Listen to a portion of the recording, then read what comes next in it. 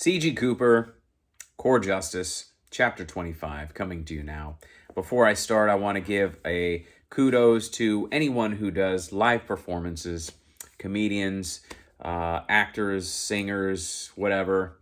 This ain't easy, but it's fun. I sure like this. So if you've hung in this far to Chapter 25, keep hanging in. We're getting to the really hot stuff. And without further ado, here we go. Chapter 25, Nashville, Tennessee. Neil let out a victory whoop. "I've got him." "Where is he?" Cal asked. Neil swiveled his laptop so Cal could see and tapped on the property address. Cal relayed the information to the rest of the teams. The net just got a little tighter. "We're 5 minutes out. Let's get him back on the phone just to make sure." Master Sergeant Trent hit redial. Dante answered on the first ring. "Yeah?" Seems like a lot of people in my book answer with yeah. Maybe I should work on that. "Did you find out where my money is?" Top asked. "Not yet." "That's not good, brother." I know. Look, I'm working on it. It doesn't help that I can't get a hold of the two boys you handled." "Not my problem, Dante. Maybe I should come by and visit." "Look, man, I think you know that there's no way I'm going to tell you where I am, so how about we just calm down and wait?" "I'm not so good at waiting, Dante." Trent pushed harder. "What if I told you your boys told me where you're hanging out?" He looked at Cal and smiled. He could hear the bastard sweating. Next section. The comment disturbed Dante. Deep down he knew there was no way his crew had snitched. Hell, he hadn't even told them where he was hiding. He wasn't stupid. At the same time, the paranoid part of Dante West made him peek out the front window of the house. He didn't see anything suspicious. Besides, he had a house full of firepower ready to defend himself. The problem was that he couldn't shake the confidence of this deep-voiced caller. "I told you, man, there's no way you know where I am," Dante said. "Give me another couple minutes. I've got a girl going over to the house. In 2 minutes, I'll know which of my boys I need to squeeze to get your money." "What if I told you I'm on my way to your place right now, Dante?" "I'd say you're bullshitting me." West peered out the window again. The other men in the room had gone mute and were watching Dante. "I don't bullshit, bitch. I'm going to get my money one way or another." Oh, Top using foul language again. West put his phone on mute and yelled at his crew. "Get up off your asses and pack your shit. I think we've got trouble coming." The men started running around, gathering their gear in a fairly organized manner. These men were not novices to danger. They already had their weapons at the ready, as each headed for the back door and their escape vehicles. Dante took his cell phone off mute. "I've had enough of this conversation, man. Even if you are on the way, I'm gonna be gone. I'll call you from another phone later, if I feel like it." He finished the call and began thinking faster than ever. The conversation ended and the line went dead. Cal tapped on his earpiece and started instructing his assault teams. "All teams, get the baby birds ready. Target is on the move. I repeat, target is on the move." It was overkill to let his men know to prepare their firearms. These were veterans who didn't hit the latrine without a weapon. They'd be ready when asked to execute. Each knew without being told that action within a civilian neighborhood required extreme caution. Firepower wouldn't be used except as a last resort. Per standard operating procedure, each member was given multiple tasers in the event close contact warranted non-lethal intervention. As they rounded the second to last turn, approaching the address provided by Neil, Cal pulled down his ball cap to conceal his face as much as possible. He didn't think wearing a black mask in a neighborhood would be the most inconspicuous disguise. Besides, he wasn't planning on letting Dante get a look at him. The others didn't bother with the masks either. No one really thought West would call the cops and describe them to a sketch artist. Cal heard his earpiece beep and listened to Team 3. "6, this is 3. I think we just saw our target roll by. He's in a 90s model maroon Honda Accord. Target is driving, and there are 4 other targets inside. Big boys, too. How copy, over?" "Roger. Let's launch all baby birds now." I thought we'd already done that.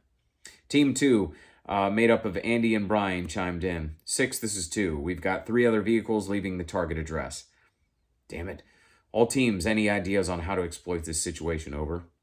There was a pause as each team pondered the question they'd already been calculating. They all knew the danger of exposing themselves. A prolonged chase and shootout was not in anyone's interest. It was Andy who spoke up first. Six, I think we need to go with Plan B.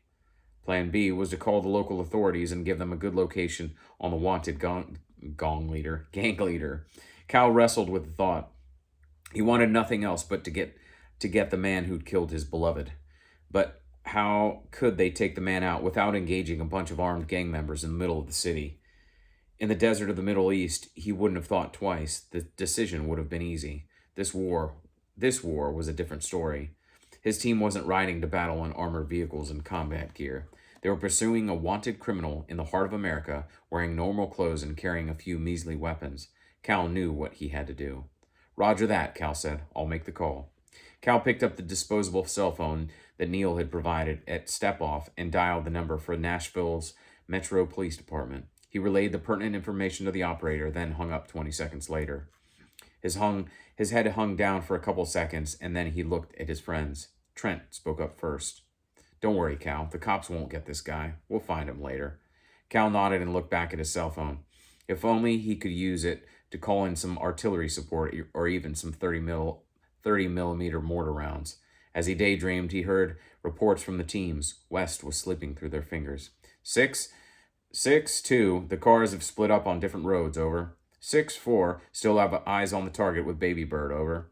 6, this is 3, still have eyes on target. Target is speeding up, over. There was a pause.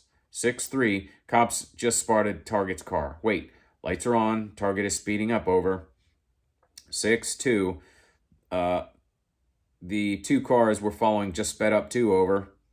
That's a lot of twos. 2-2-2. 6-4, target is outpacing Baby Bird, over. 6-3, trying to casually keep up with the chase, but they're really moving now, over. Cal looked up and tapped his earpiece. All teams break pursuit and meet up at Rendezvous Point Charlie. Out. His face covered in silent frustration, Cal took the earpiece out, bent over the console, and turned on the police scanner. Next section. Where the fuck did this guy come from? Dante accelerated through the red light. His 4 passengers looked back toward the trailing police cruiser. 1 minute they'd been driving down Dickerson Pike, matching the speed limit. Then some cop had lit them up and pulled up behind them. Not easily scared, West was now completely spooked. First the call from the mysterious money collector, and now the cops were onto him? This was the 4th car he'd had since being on the run. All the tags were legit. The car was clean. What the hell was going on? Was it possible the guy on the phone was a cop? As he let that thought tumble through his mind, he continued to accelerate and speed through intersections. He swerved to miss cars and put more distance between him and the now fading cop car. He had each of the escape rides especially equipped with new racing engines straight out of the Fast and the Furious. The cops didn't stand a chance unless they got a helicopter up above. West wasn't going to give them that opportunity. Being the savvy criminal that he was, he'd already planned out multiple contingencies for escape. Right now, he was on his way to one of his many safe houses where he'd pick up another ride and move from there. With the police cruiser fast fading in the rearview mirror, Dante was already finalizing his plan for the operation later that day. Next section. Cal was silent as he listened to the police describe the inevitable outcome. The police helicopter was on the other side of town when the call was placed. By the time it came on station, West had evaded the lagging police cruiser. Trent put a reassuring hand on Cal's shoulder. There wasn't much more that we could have done, Cal. I know. It just pisses me off that he was so close and we couldn't do a damn thing. Now you know what the cops deal with every day. Yeah, Cal said. Where to now? Trent asked. Let's head back down south, Cal said. Neil, can you radio the rest of the guys and tell them to head home? No problem. The teams met briefly outside the campus headquarters building. There wasn't much to say other than a couple thank yous from Cal, so the crowd quickly dispersed. I wish we could have done more, Andy said. Cal nodded. I know, but it was the right call. Thanks for making it. No problem. Hey, you know what that reminded me of? Cal looked confused for a second, and then the light bulb went on. The patrol we were on with the sheep herders. Cal looked from Cal to Andy, then back to Cal again. You jarheads want to tell me what the hell you're talking about? Andy turned to Brian and explained. Our platoon was running one of those crappy patrols on another hot-ass Afghan day. Well, all of a sudden, Cal looks to our right and sees two insurgents peeking over a little hill about 100 yards away.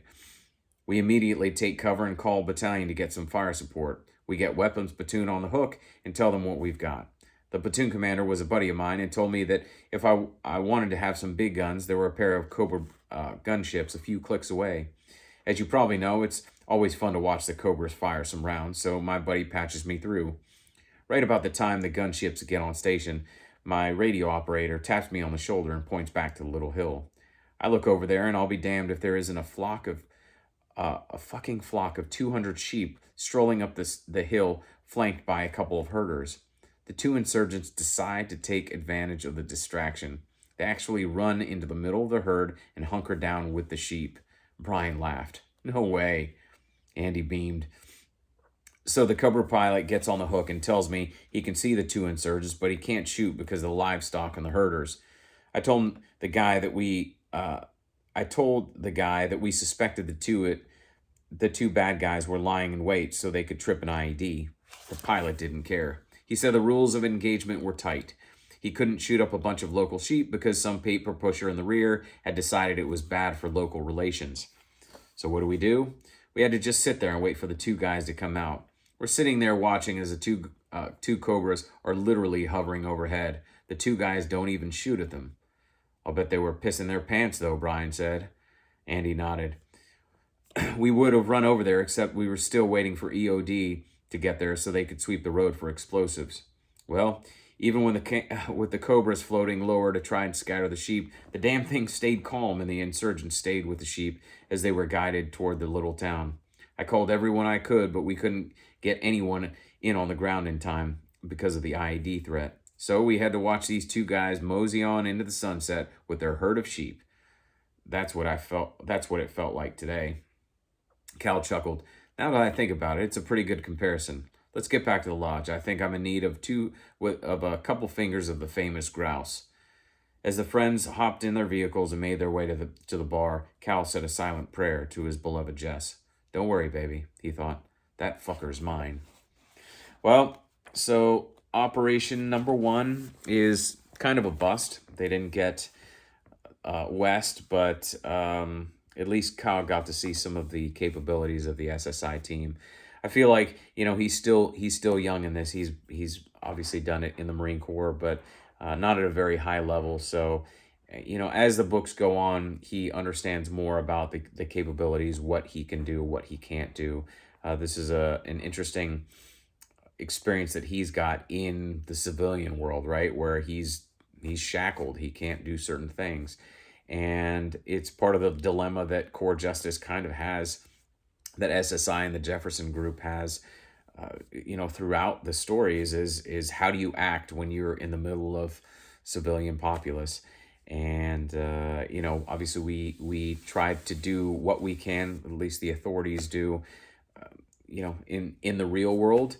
And it's a very real problem, right? When criminals actually know how to use the law against you. So that was the end of part 2. Part 3 is coming up next. Let me know in the comments what you think, and think about sharing this with a friend.